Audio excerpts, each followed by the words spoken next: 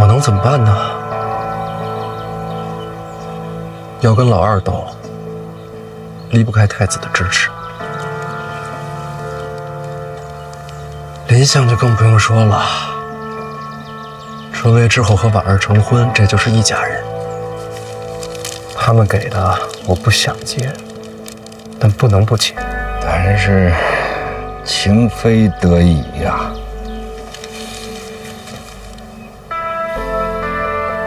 你知道林相跟我说什么吗？说什么了？他说所有人都习惯了，要我忍一忍。我若是忍了，将来也就习惯了。所有人都习以为常，我又何必去当什么出头鸟？我此刻出了头，那就是满朝皆敌，刀剑如雨。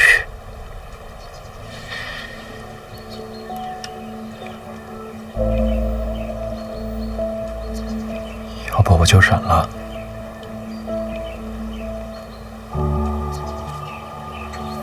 大人前途无量啊！凭什么所有的祸都要我来闯？凭什么我就得面对众叛亲离、人间如玉？老王，我就是个普通人，我没那么特别，我也没那么勇敢，我也没那么正义。大人问心无愧啊！本来就问心无愧，我本来就问心无愧，犯错的又不是我。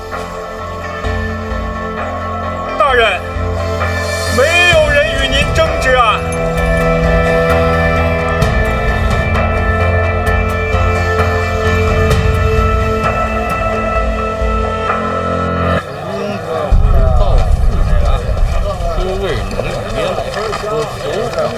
大人，石禅那几人并无异常，您知道，我就是看看。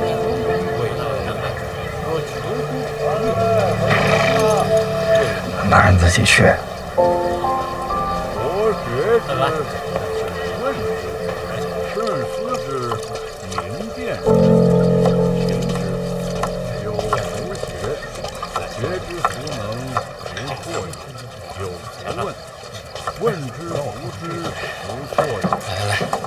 来，吃菜，吃完再看。起来，来。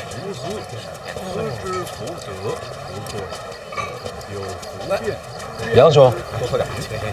你是范兄？是。杨兄怎么不上桌？这是自家带的，不好意思占店家位子。这是借书下饭吗？怎么不在屋里读书啊？范兄，这屋内烛火是要收钱的，这儿没有。杨兄有些拮据。范兄说话太委婉了，就是穷。在上位，小二，哎，来份烧鸡，来盆牛肉，来壶酒。客官您不上桌吗？上什么桌啊？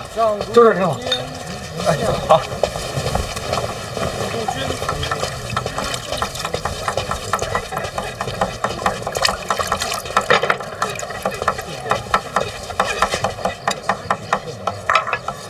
范兄，你这是？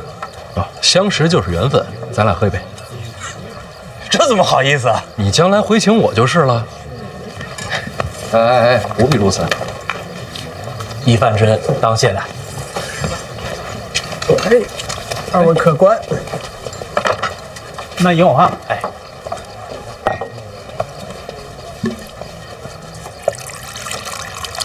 客官，您的菜齐了，慢用啊。范兄见笑了，这太久没吃肉，实在是忍不住，常有的事儿。那我自便。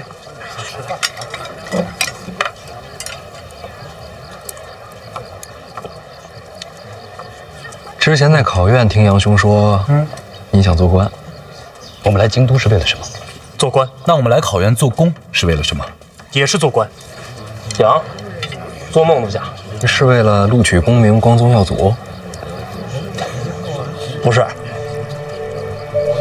因为我忍不住。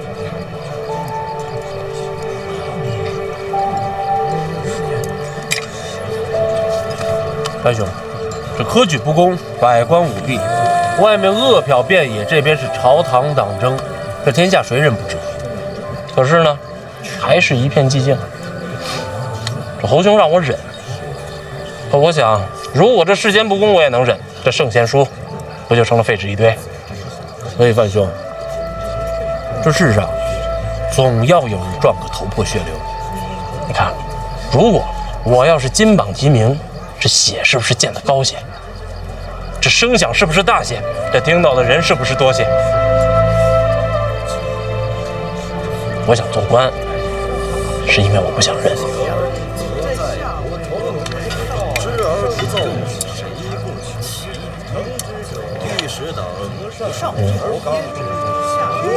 杨兄这做官的愿景，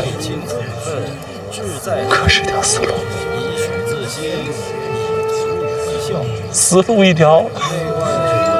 可是范兄，我这人读书读傻了，认死理儿。见笑啊。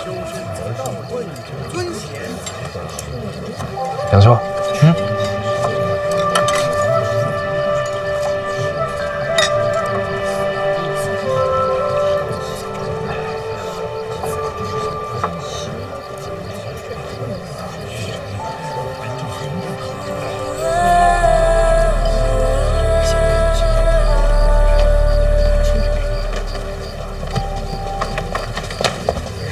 老邓辛苦啊！这2天接着盯客栈，严重了，严重了，职责所在。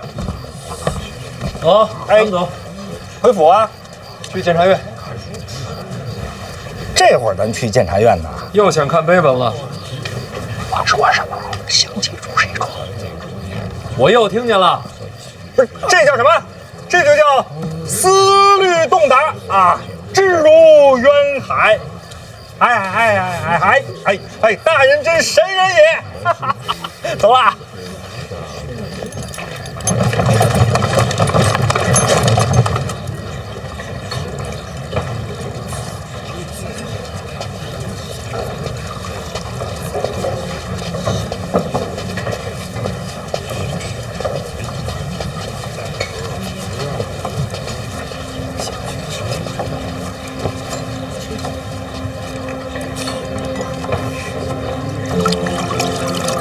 思君令人老，岁月托迷惘。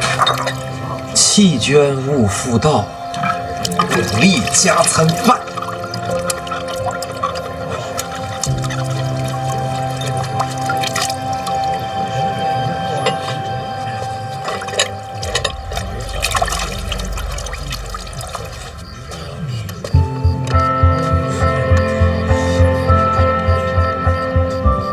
胡明超路是由你来监督吧？到时候这几个名字帮我扫一眼。这不仅仅是名字，更是人情世故，在这个名册上都将会沦为废稿。如果我要是金榜题名，这血是不是溅得高些？这声响是不是大些？这听到的人是不是多些？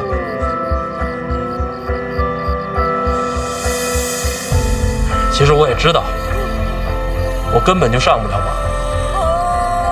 该分的都分完了，哪还有我们的份儿啊？不过我一穷书生，我还能怎样？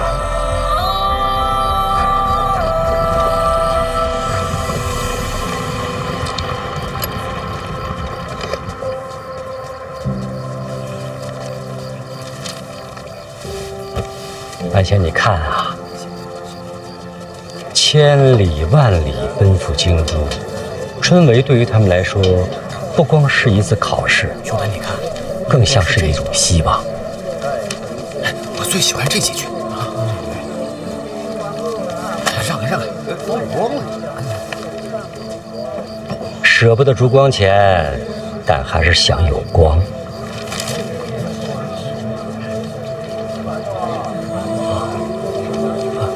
谢谢，谢谢。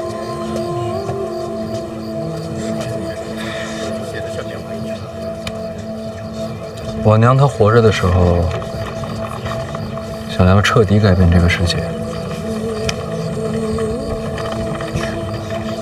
不光是改变世界，你娘还说要改变的还有人心。那个时候，她就像一颗耀眼的流星，又像是熊熊燃烧的火焰，让庆国人看到了不一样的光。可她还是死了。但是，那道光留下了痕迹，许多人都因为它而改变了。我有时候常常想，以我娘的本事，她当年选择换一条路，也会活得很好。可她还是燃烧一切，留下碑文。可如今，已经没多少人记得了。你说她后悔吗？绝不后悔。直到生命最后一刻。生命的最后一刻我没有见到，但是我相信叶青梅绝不后悔。她不怕吗？她只怕自己的光燃烧得不够强烈。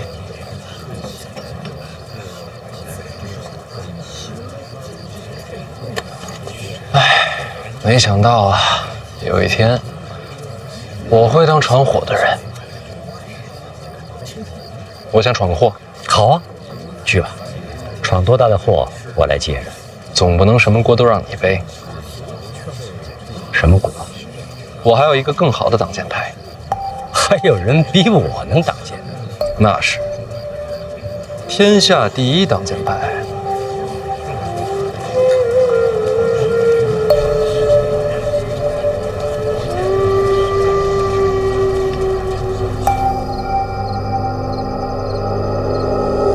范闲让你传话给朕。哼，老奴也觉着匪夷所思。你看这么多年，也没见过小范大人这么办事儿的。传什么话？他恳请陛下传令唤他入宫。啊！哎，遵旨。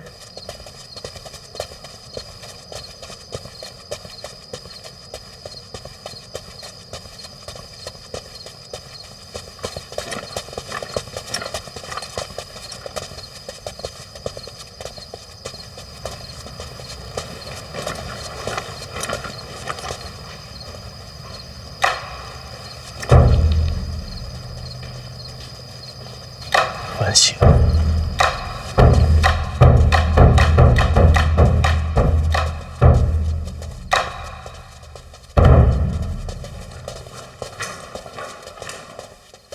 小范大人，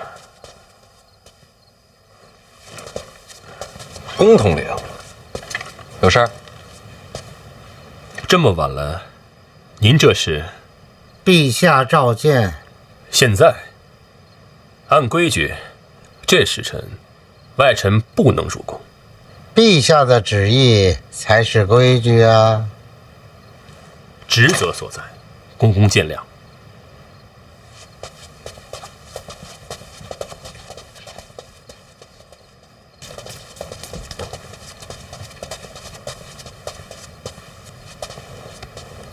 陛下，范闲到了。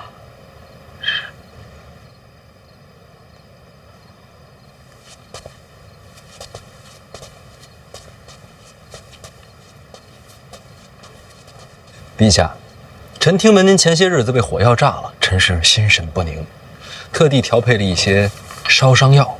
还有啊，您每日操烦国事，臣还准备了一些安神补气的补药。这个每天晚饭后熬煮服用。这烧伤药是外敷的。还有什么？没了。你说你心神不宁，朕怎么不信呢？朕已经被炸伤好几天了，你现在才来？调配药膏花了些时间。还有，你想让朕召见你，干嘛绕这么大圈子？给谁看呢？还真是什么都瞒不过陛下。行了，有什么事儿快说。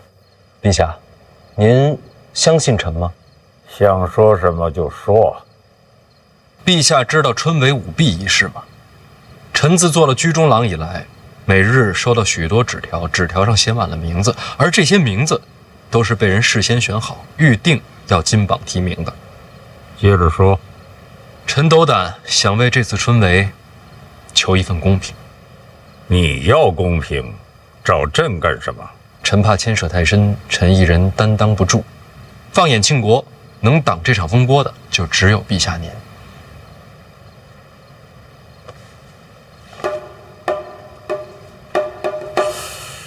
你是想让朕当挡箭牌？不是为我，是为庆国。你这口气怎么这么像赖明成啊？对于赖明成的死，你是不是心有怨气呀？是。不该有。是。你倒挺坦诚。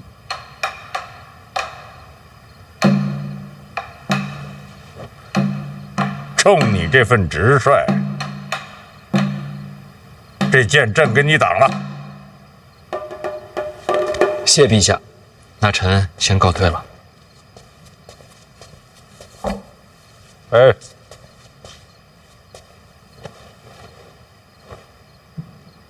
把药给朕敷上。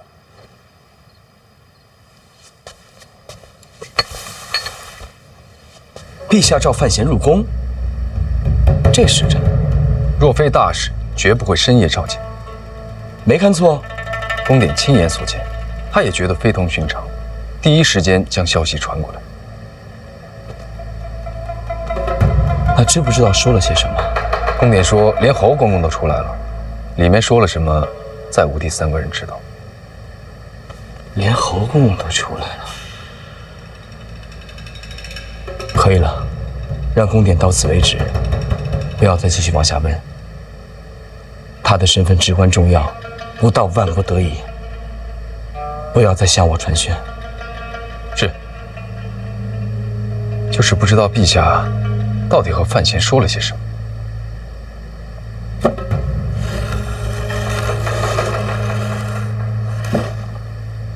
说什么无关紧要。深夜召见，又是单独入宫。范闲在陛下眼中过于看重了。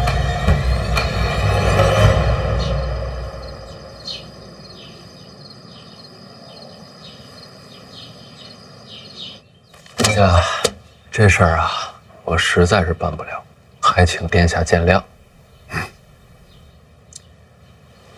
听说陛下昨日召你入宫了，确有此事。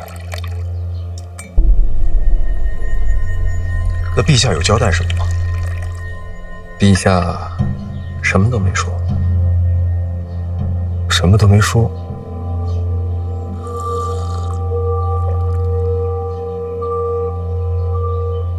那我也什么都没问。殿下，这次春闱啊，还是各凭本事吧。本该如此。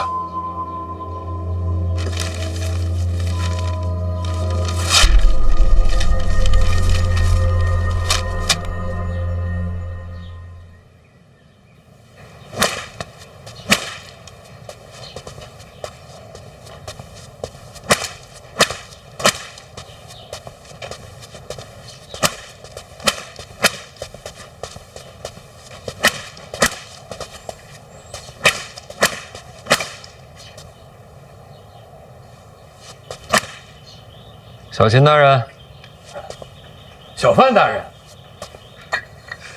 我猜你啊就会走这条路。为什么？你怕见人呢？这不证明咱俩有缘吗？小范大人，我在军中的时候呀，欠了些恩情。这几个名字呢，还请小范大人照顾一二。抱歉啊，人数不多，还请小秦大人帮我往外传话。什么？本次春闱不论门生，只看才学，不论谁的名单，我都不接。昨晚陛下召见，可就是为了此事。陛下可什么都没说。哦，明白，什么都没说，我也什么都没猜。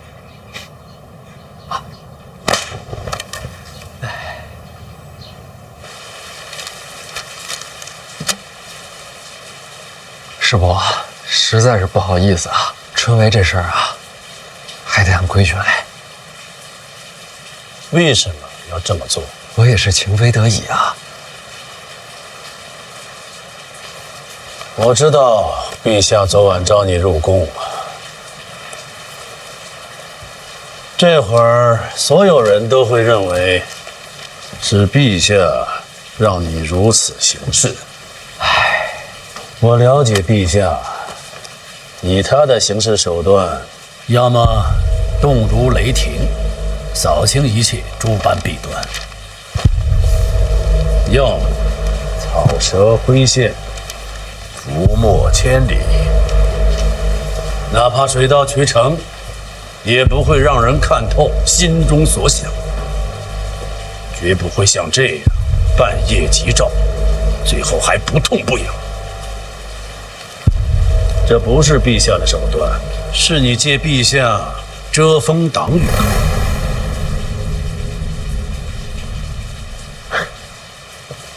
师伯真是了解陛下。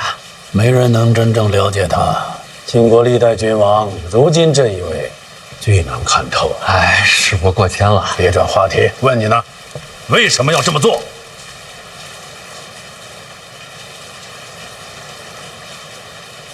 其实我就是想，哪怕就一次也好，让这春闱科举有法可依，有理可循。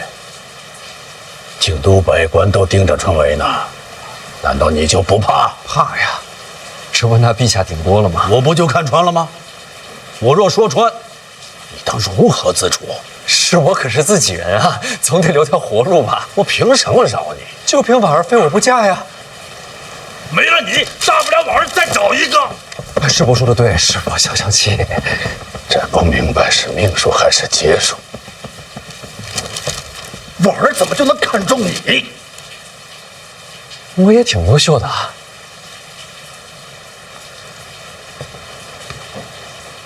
让春闱有法可依，图什么？啊？你这么做，你能得到什么好处？其实师伯上次说的话，我听懂了。木秀于林，风必摧之嘛。所以我也想过，随波逐流，与世浮沉，有什么不好啊？看不惯的事儿嘛，忍一忍，将来就看惯了。但是不行啊，我夜里睡不着，心里边煎熬。有3个字，就那么翻翻滚滚的，怎么也压不下去。哪3个字？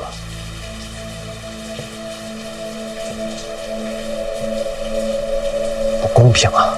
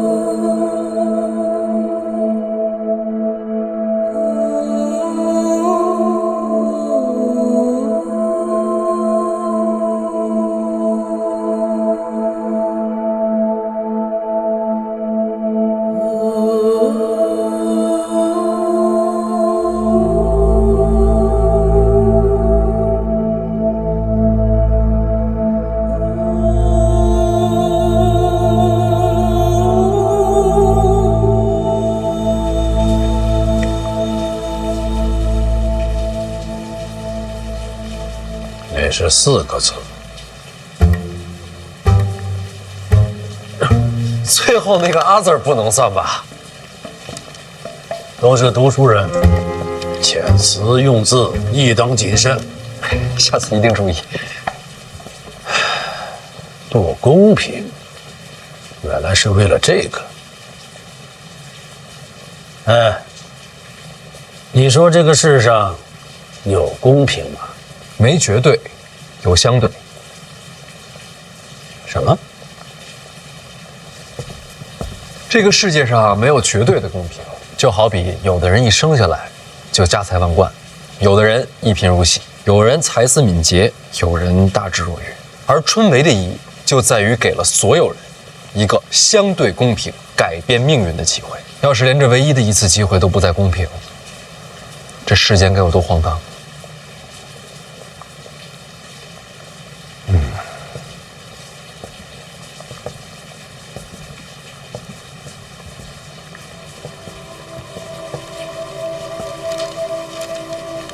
好吧，就让京都公平一回。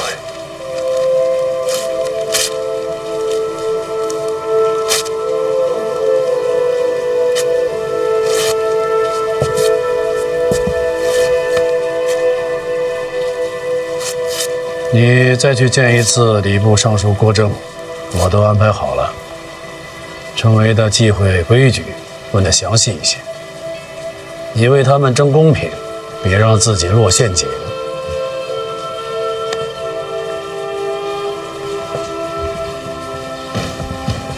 范闲，如果这个世间就这么荒唐，又该如何是好呢？不用回答，问你自己。去吧。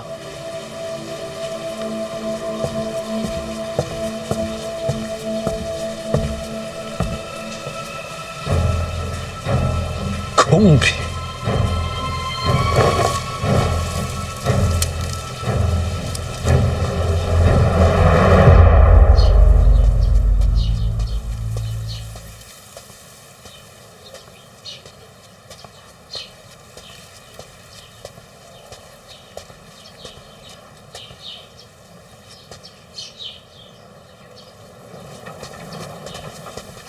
小范大人，郭大人，又见面了。一直在等候小范大人。哎呀，这个郭尚书所知规矩甚多，我这次来找您呢，主要是想请教一下春闱相关的规矩。林相都提点过了，千万别说请教。小范大人那么聪慧，其实都可以自己参透的，我不过是锦上添花。早就准备好了。小范大人能者多劳，春闱之日，事务不少啊。开考之前要稽查举子之责，春闱3日要在场内监察巡视，春闱后还要监督胡明抄录。春闱科举是本朝第一大事，规矩忌讳多不胜数，光说不过来，就都写下来了。一应细则尽在其中。小范大人只要费心看一看，可保春闱当日再无疏漏。如此厚恩，何以为谢？哎，小范大人，啥？过来啊，去那边。这柱子啊，那直。郭大人，孙大人，春闱在即，忙啊，忙。急忙。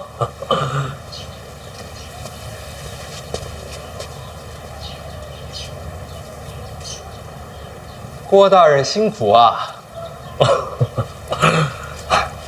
谢谢。现在就盼着小范大人早日著书立学，郭某就心满意足了。那就多谢郭大人了，告辞。小范大人慢走。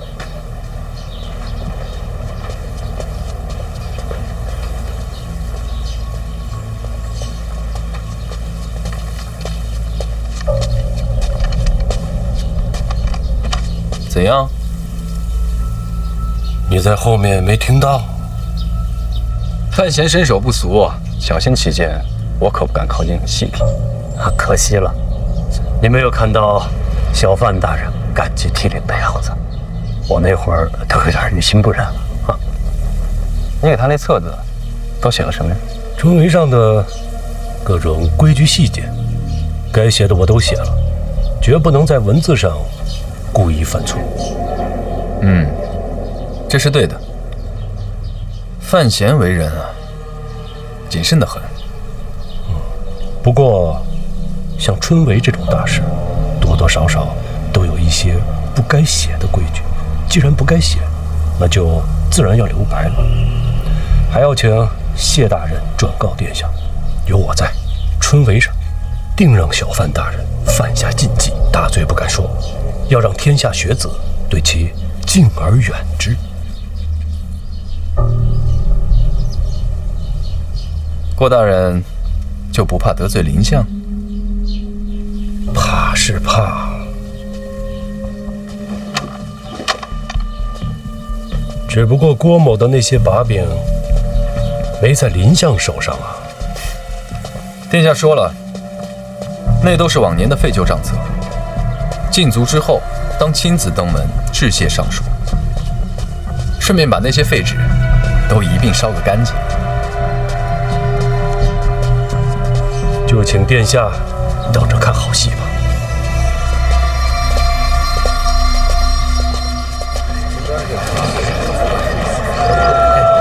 注意点啊！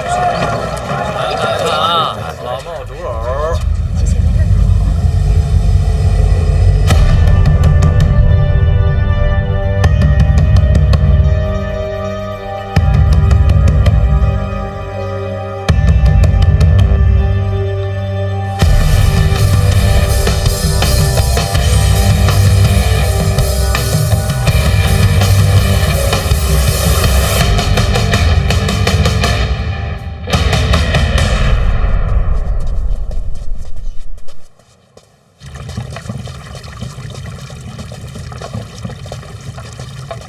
人到了，在屋里呢，都安排好了，没人看见吧？躲开了府里所有的人，您放心，没人看见。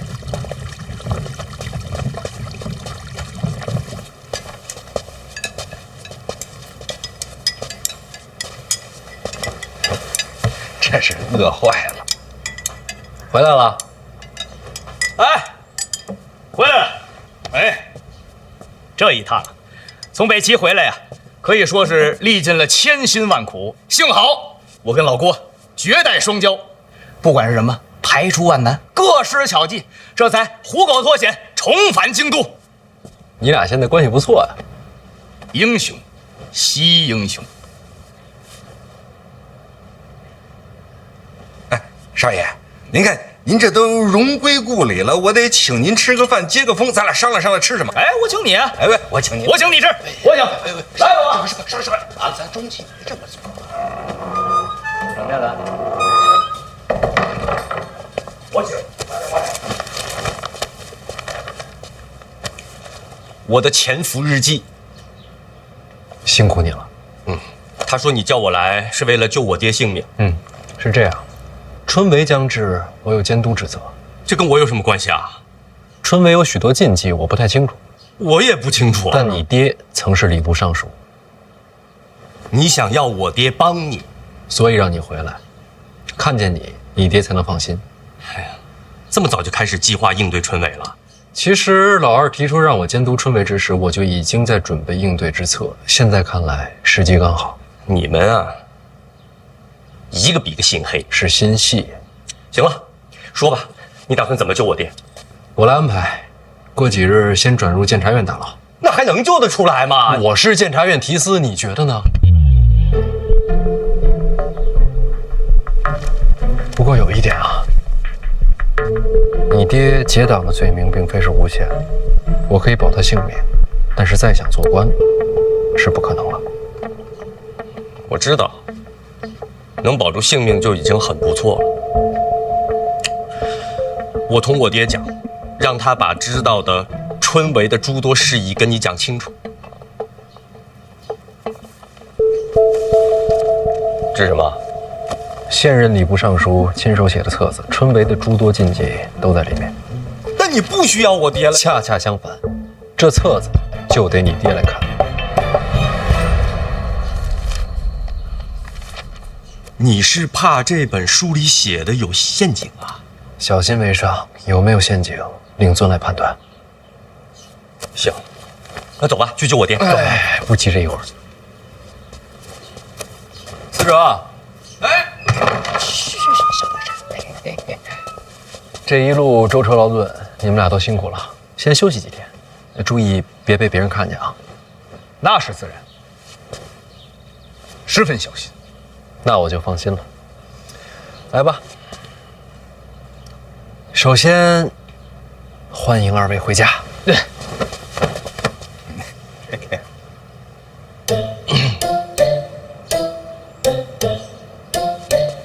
是不是有些尴尬？是不是有些味儿大？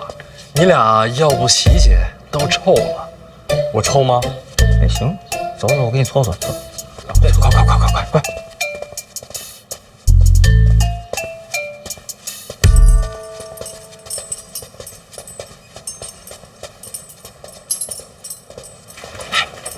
这怎么也没个守卫啊？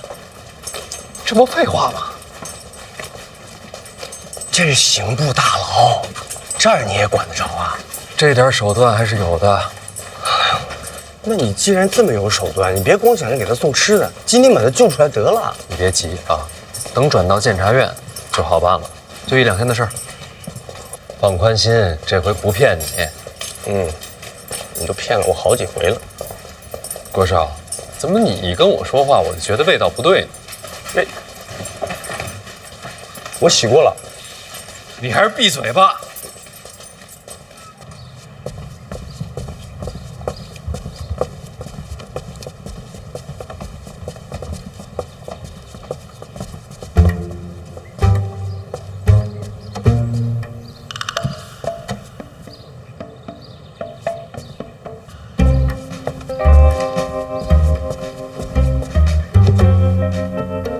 儿子，娘又来看你了。又要了一个。得多吃点好吃的呀。你想娘了没呀？要照顾好自己。娘，哲儿回来了。你怎么白天就来了？白天不行吗？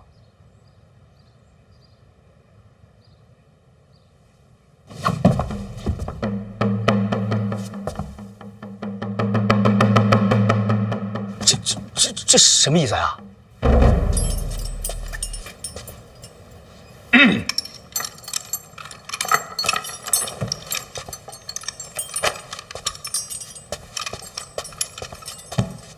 范闲，怎么，老夫命数当绝了？我都不知道我自己在你们心目中到底是什么一个形象。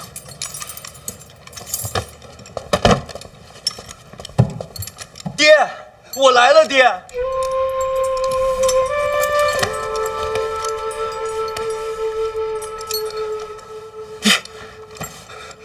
你终于还是落网了。什么终于啊？从你说要审死范大人，我就知道你迟早会有今天的。哎呀，老夫感谢范大人，还给犬子留了条性命。爹，行刺都已经过去了，我现在在他麾下做事。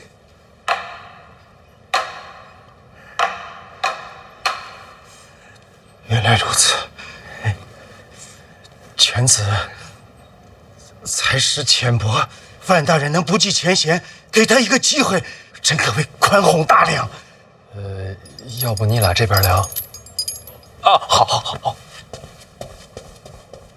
爹，我很有用的。这些时日，我一直潜伏在北齐都城。你去北齐都城干什么？掌管一众暗探，主持密报，收集。真的？真的呀，爹，我潜伏至今，毫无破绽。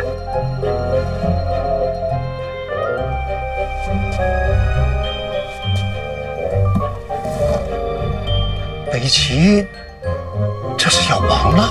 那倒也不至于。爹，您说这话就有点太不信任我了。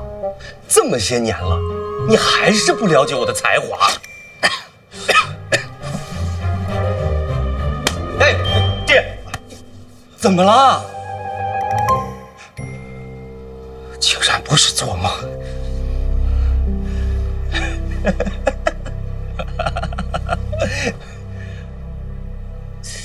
我这也是精神不济，大白天的就睡着了。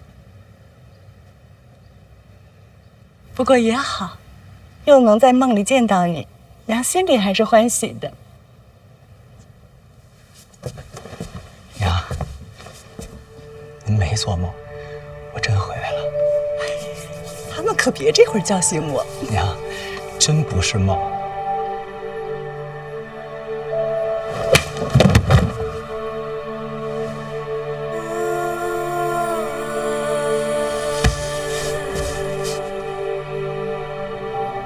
娘，您打我干嘛呀？梦里不会疼，你疼吗？疼啊！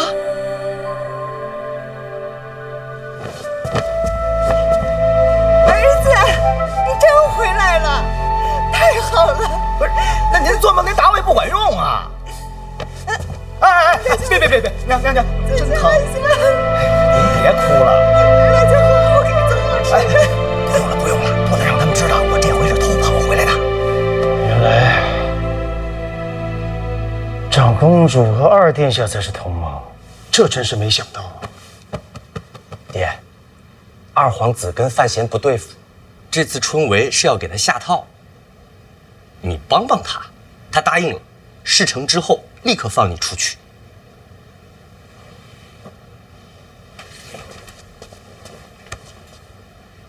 郭先生这是做什么？感谢小范大人救犬子一命。哎呀，不是救我，是救你。哎呀，我出不出去无所谓，只要能救犬子的命，就是让郭某赴死也是理所当然。我说话算话，一定救你出去。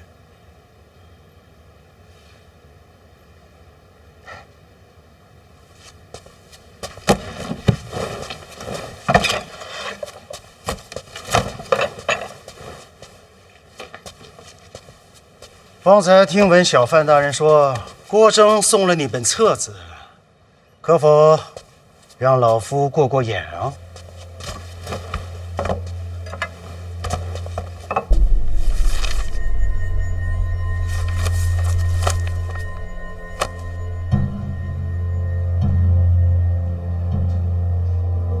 爹，怎么样啊？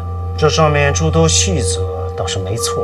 那要按照这上面说的，范闲就能把事儿办好了。春闱上细则之外的规矩，这上面可没提呀。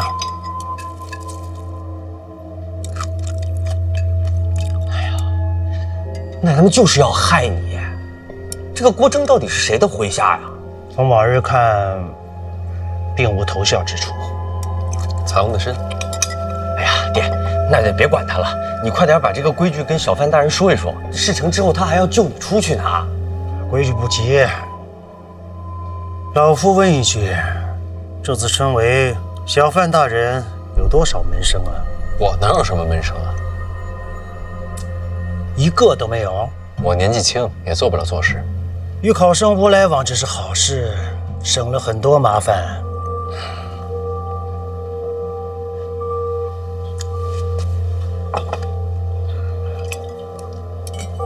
小范大人，是不是想到什么了？前几日倒是见过几个考生，只是见，一起聊了会儿天儿，喝了酒。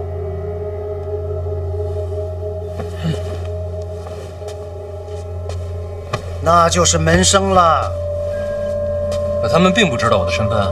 那不重要，在其他人眼里，那些考生已经算在你门下了。哎呀，爹，你别管什么门下不门下了。庄墨涵庄大师都已经把自己的书送给他了，他现在也是文坛传承，有几个门下很正常的。你别打岔。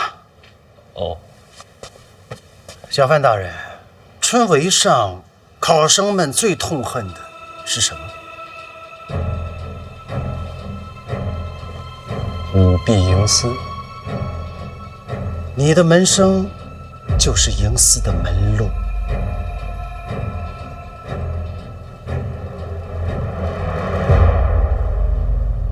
可是范闲他又没打算舞弊营私，我们有什么好担心的？有些事他自己不想做，会有人帮他做。为什么要帮他呀？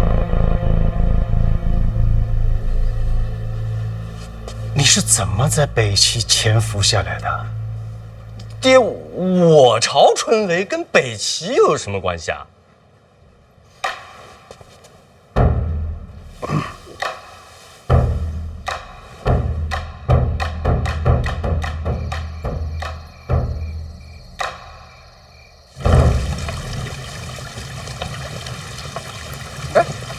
姨娘，司哲，哥，你们找我有事儿？干嘛呀你？别架着我呀！怎么回事啊？我也不知道。放开我！这还憋着跟范闲争家产呢？你胡说八道什么呀？那都什么时候事儿了？现在都一家人，娘有事求他，求他别害他呀！什么害他呀？司哲说的对，您是长辈，您跪我这儿让人瞧见了，可不是害我吗？啊，不是，就咱们仨，我这又没人看见，偷偷。我嘴太快了，娘，我真忍不住啊！哎，姨娘，咱都是一家人啊，有什么求不求的，有什么话您尽管说。咱不坐着说啊！来，来，姨娘，喝点水。哎，谢谢哥。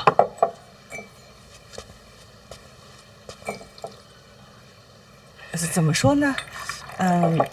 你看吧，姨娘我年纪渐渐大了。姨娘永远年轻。你这孩子这么会说话呀？思哲要跟你一样就好了。他这孩子吧，从小就淘气，我有时候看着呀是真烦，可是看不见吧，我又想他，也不知道是不是上辈子欠他的。姨娘这是想说，能不能不让他去北齐了？姨娘放心，这次司哲回来，本来就没想让他离开京都了。真的？您还没问我呢，我要去北齐。范闲都说你不用去了。不是他让我去，是我自己想去。为什么呀？这次北上吧，其实我见识了不少，虽然是有些危险，也有点苦。所以你别去了呀。娘，你让我说完。但是我找到了我活着的意义。您看，过去我在京都待着，是又安全，也吃喝不愁，但是天天吃喝玩乐的，那活着有什么劲呢？我这回去了北齐，我感觉自己好像还有点用，虽然就帮庆国帮了这么一点点儿，但我觉得也够了。我不想再回到过去做那个无所事事、无人在意的范思哲了。那，你还去北齐？去做什么呀？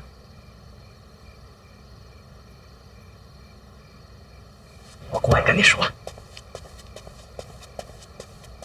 哥，我听说你接管内库之后要和北齐通商，有这回事儿。这主理人想好了吗？还没想呢，我帮你想好了。为什么想走这条路啊？我是庆国人啊，这不是为庆国出自己的一份力吗？还有吗？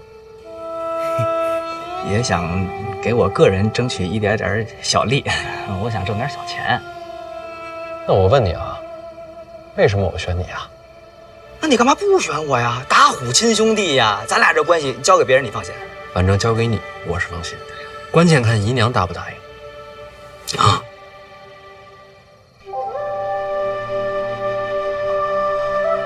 你打算什么时候走呀？您这是同意了？我也想看你长大嘛。行，那我收拾收拾，我明天一早我走。哎，不急这一会儿，春闱之后是我跟你嫂子大婚，怎么着你也凑完这个热闹再走。行行行，那感情好。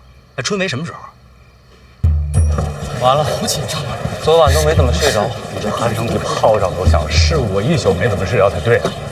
侯兄，我现在好像达到一种境界。你看我在家时，这书背得挺好，走了一半忘了一半，到了这儿全忘了。清醒一点呀，要考试了。孙嘉林呢？啊，他说他去买面饼了，让咱们先走。哎，慢点。真多呀！蒸馏红富龙门是啊，这条路的尽头就是天下所有读书人的希望啊！抱歉，来，王兄，我觉得你睡得挺好的啊，还有劲儿喊呢。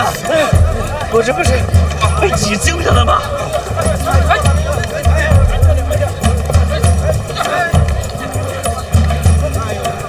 抱歉。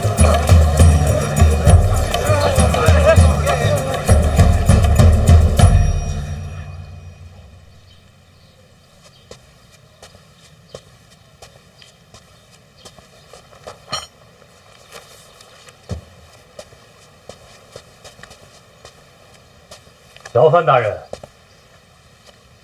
郭尚书怎么出来了？时辰快到了，考生们就要进场，都不容易啊！一生苦读，就为了拼这3日。这3天内，考生不得离开考院，所以被褥、吃食你都带着了。平时辛苦啊！这东西带的多了，夹带小抄的机会也就多了。小范大人掌管入院稽查一职，这头一关是重中之重。郭某不太放心，想过来看看，怕你忙中出错。郭尚书这为人也是没得说，提携后辈，理所当然嘛。靠，你又在这儿画呢？时间来不及了嘛，这得抓紧纪念一下。你放心，我查过了，既不违律法，也不犯规矩。郭尚书真是守规矩，读书人嘛，总是有分寸的。大人，这是工作日志。郭大人，这个造型这么白，更有力量感啊？是吗？力量，情绪，重要的是情绪。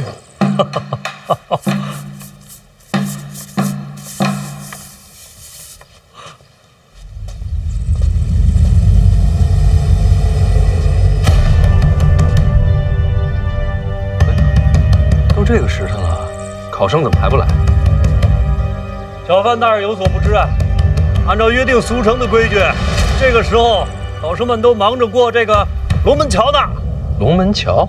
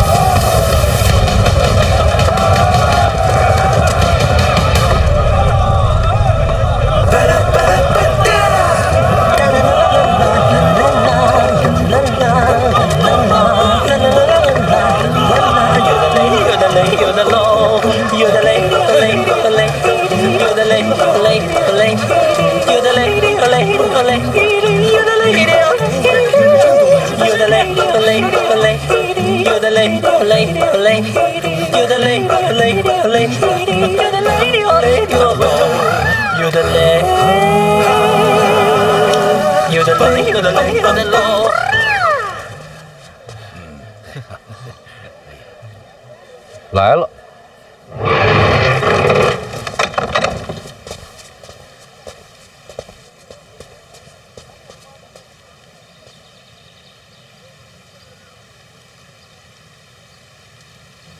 诸位早上好，我是范闲，是小范师仙，未来的文坛宗师啊。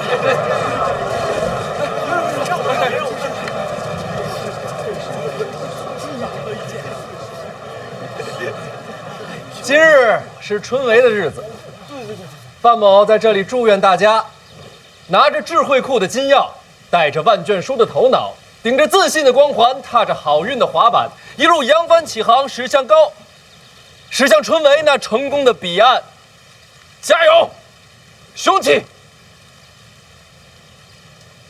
祝福的话说完了，范某有一点丑话，也要说在前面。今日春闱，范某领了入院稽查之职。诸位身上要是有不该带的东西，烦请入院之前扔在此处。谁要是进院之后被发现了，一律取消春闱资格，绝无转还余地。范某，拜托各位了。小范大人发话了，别想当然。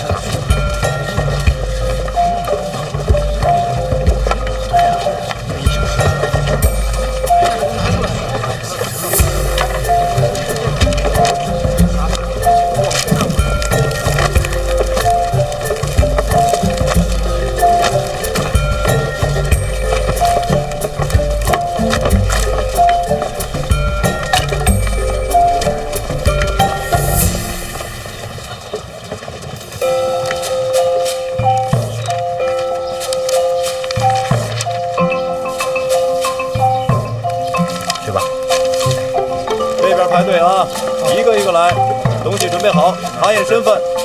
好嘞。下一个。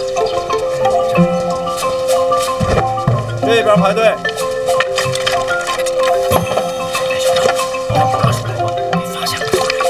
你的东西拿出来。郭尚书怎么能一直站着呢？来搬把椅子。不用，换动作。还得重新画。一个一个来。小范大人，你忙你的，我这看看就走。郭尚书辛苦，应该的。用心查仔细些。哎，好，好，下一个。都来排队啊！一个一个。机长和嘉林呢？东西都准备好。在前面呢吧，丢不了。查验身份。赶紧进吧，你没瞧见小范大人？下一个。不行啊！来，东西放这儿。还真有人夹带小抄啊！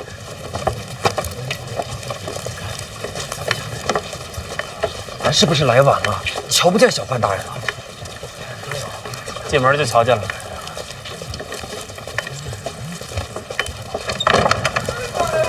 大人，我知道错了。大人，学生知错了，大人，学生知错了，大人。又是个藏小抄进考院的无耻之徒，活该，书都白读了。哎，就到我们了。听说小范大人会亲自稽查。哎，你说这诗仙，他得长什么样啊？再给我一次机会吧，大人，先生知道错了。转过去。好，这边走。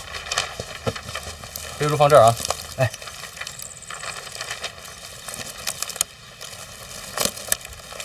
来，往前走。敢问兄台，那边坐着的那位是何人啊？你连范闲范大人都不认识？他就是范闲。哎，飞猪放这儿。转过去。我眼花了，这不是跟咱们聊天的那位公子吗？他竟是小范诗仙。哇，真是他！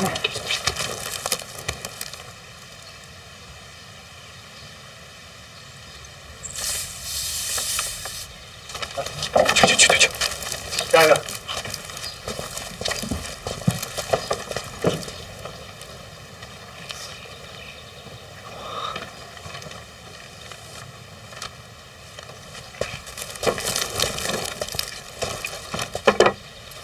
这是什么？哦，菜饼。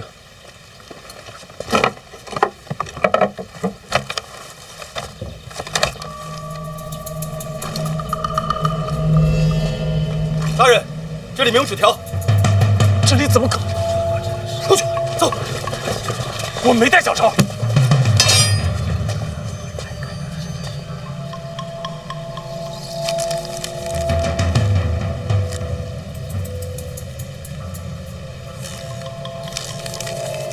这是什么？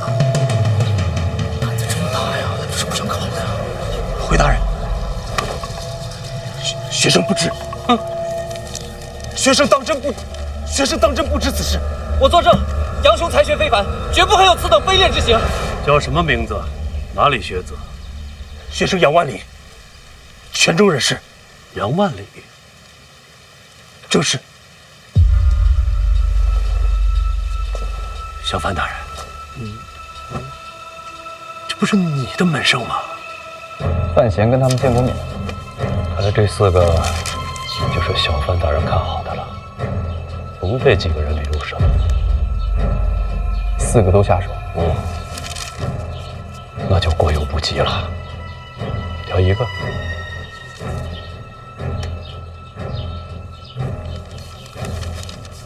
杨万里，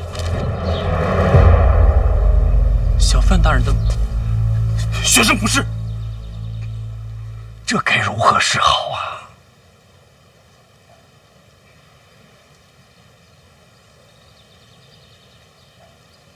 我觉着吧，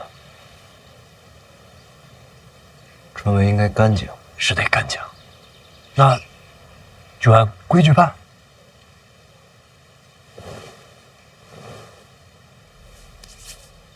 那就好。撤销泉州学子杨万里春闱资格，赶出考院，礼部记当，永不录用。不是我准备，不是我准备的，不是我准备的，不是我准备的。罗尚书恕罪。恕什么罪？回尚书，这东西是我方才偷偷塞进去的。这东西是你塞进去的？正是。为什么呀？在下从小读不进书，没前程可言，心里不平，就想坑个学生玩玩。什么叫玩玩？你想坑人？小人心也坏。那怎么又站出来了？我看那个学生有些可怜，突然良心发现了。这不是纯胡扯吗？回尚书，句句属实。此话谁能信？尚书，别生气啊！一把年纪了，再气坏身子。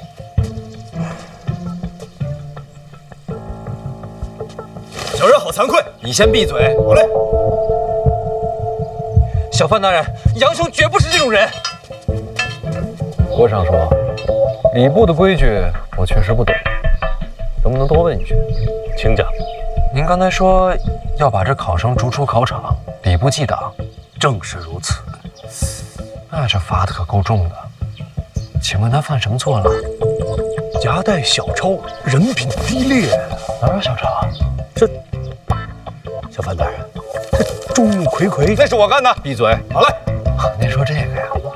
这要定罪的话，这就算罪证。要不，咱把罪证打开看看？当然得看，必须得看。我也想看看，这都写的是些什么？肉饼2钱一个，面饼1钱2个。哎呀！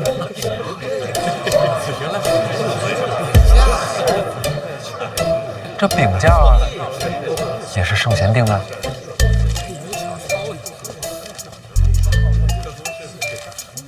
哟，这卖的还挺全乎，还有卤菜。这既然是饼价，为何藏于篮中？这篮子里装的什么呀？这篮子里装的才……啊，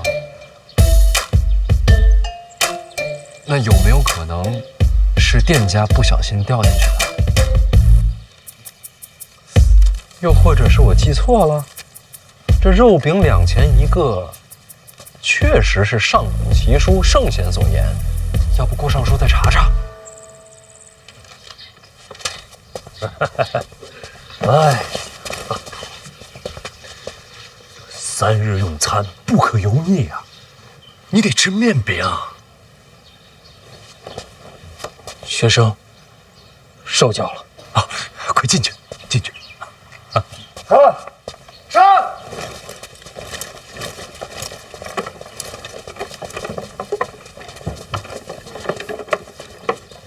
你又是怎么回事？回大人，我睡糊涂了。胡闹！春闱稽查何等大事，罚你1个月俸银。小人认罚。郭尚书觉得呢？哦，小范大人，这边的事儿您多费心，我还得去考卷那边看看，累呀，闲不下来，闲不下来。郭尚书辛苦，郭尚书好走。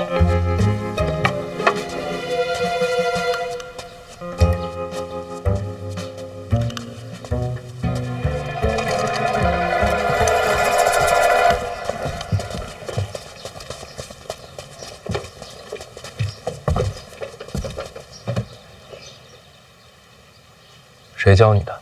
回大人，小人是凌相麾下。凌相的意思，春闱若有麻烦，小人替大人接了。你自己的命不要了，用兵一时。回去转告师伯，回沪的心意我领了，春闱的事儿我自己接着。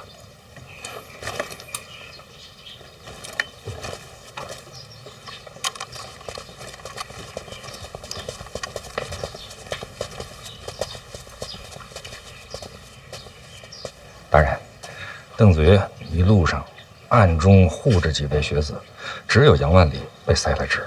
谁干的？谢必安。那就没错了。郭征是老二的人。我这不是被挤进去了吗？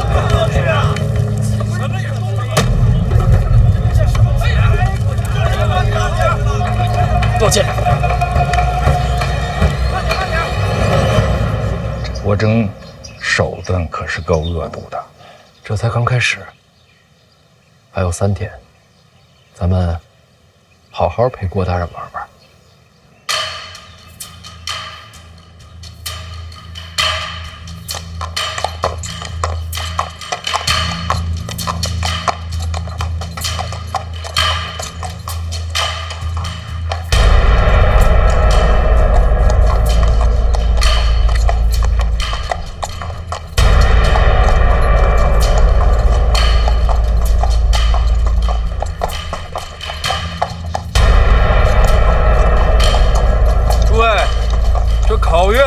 考的不仅是你们的才学，也考你们的人品。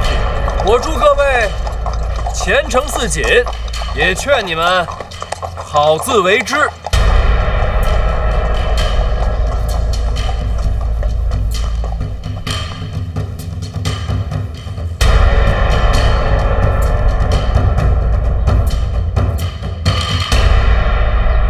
时辰到。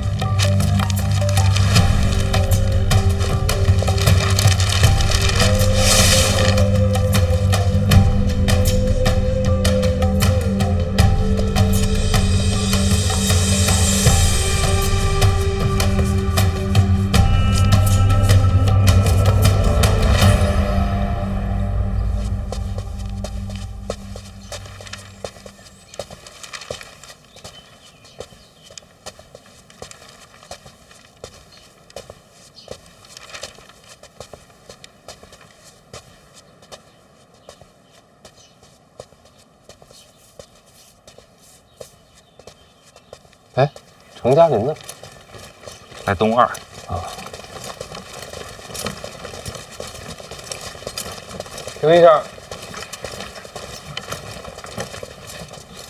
这是要做什么？大人，该发蜡烛。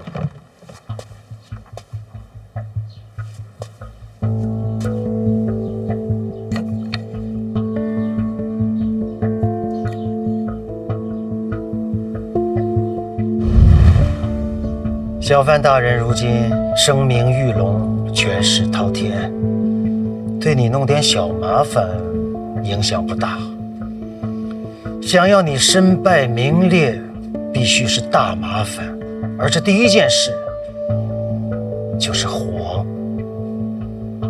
考院内由礼部向各号房分发蜡烛，以职责而论，这件事必定由你经手。众考生挤在一起，若蜡烛动了手脚，什么后果？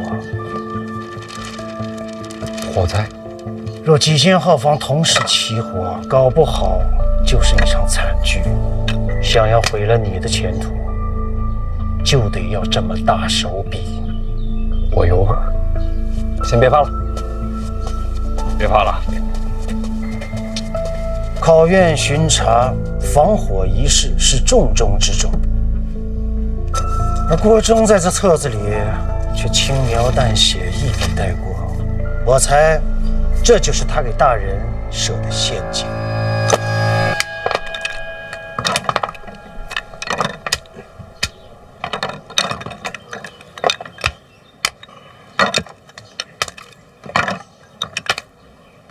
这边也都有火油。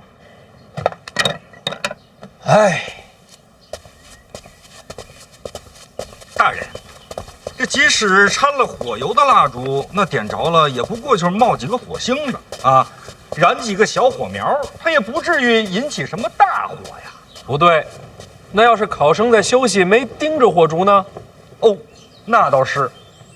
你想想，这考生们用火烛是做什么？那自然是因为考场内昏暗，把这火烛凑近考卷，照亮考卷之用。对喽，所以这火不用大，把卷子烧了，不就事儿大了吗？哎呀，那可是天大的事儿啊！听见没有？这批火烛不能用。大人，可是现在去哪儿搞这么多火烛啊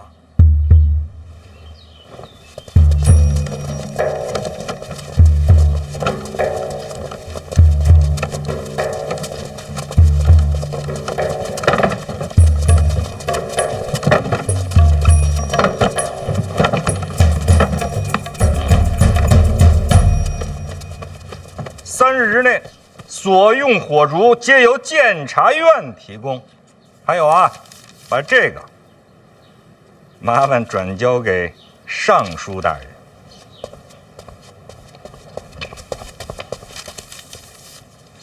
辛苦了啊！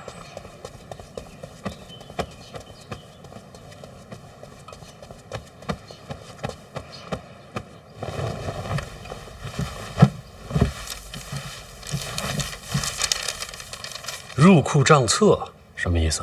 监察院的人说，我监察院为考生们提供火烛，此乃大善之事。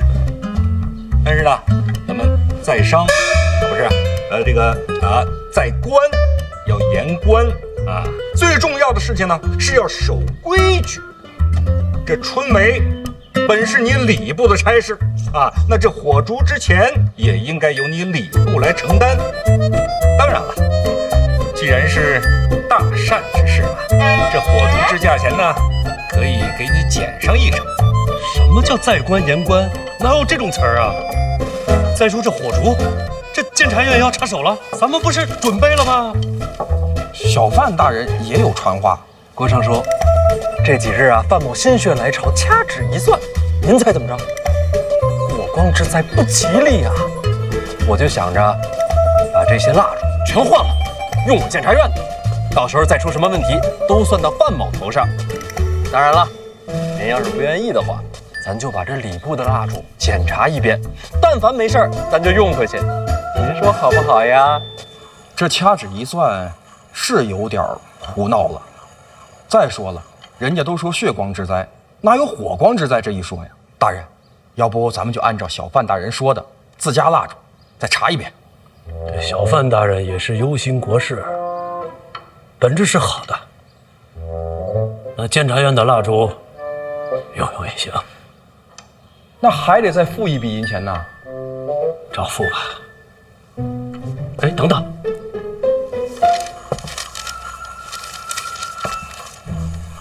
这不是说好少一成吗？这怎么比原价还贵了？还有运费呢。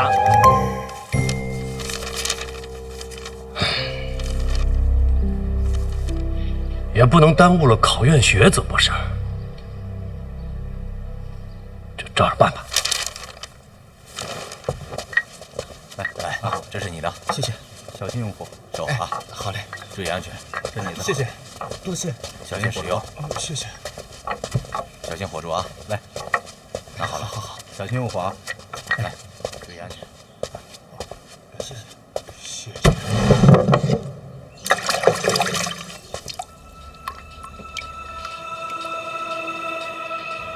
除火之外，还有个水。考院内的清水是为考生而备，既是饮用，也为防火。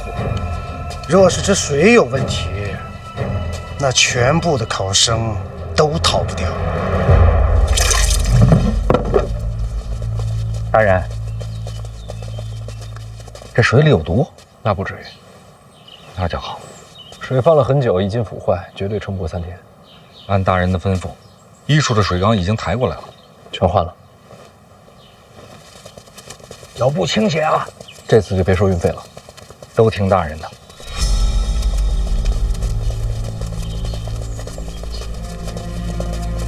大人，这火烛的事儿，咱不给他弄大了吗？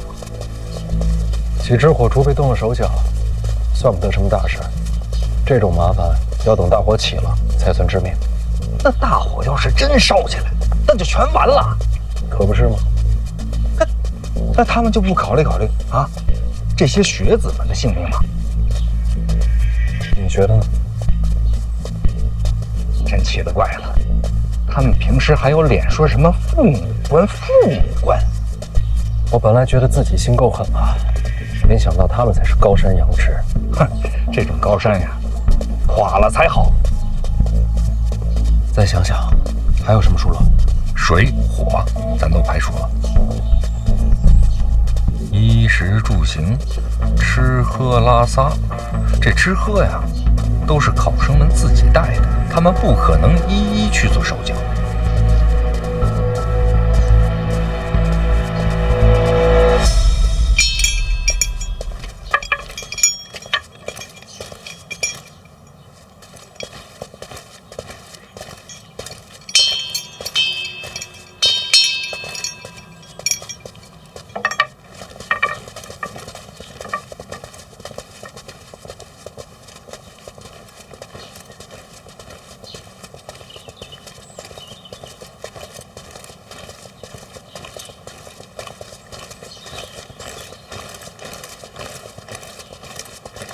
这是干什么去的？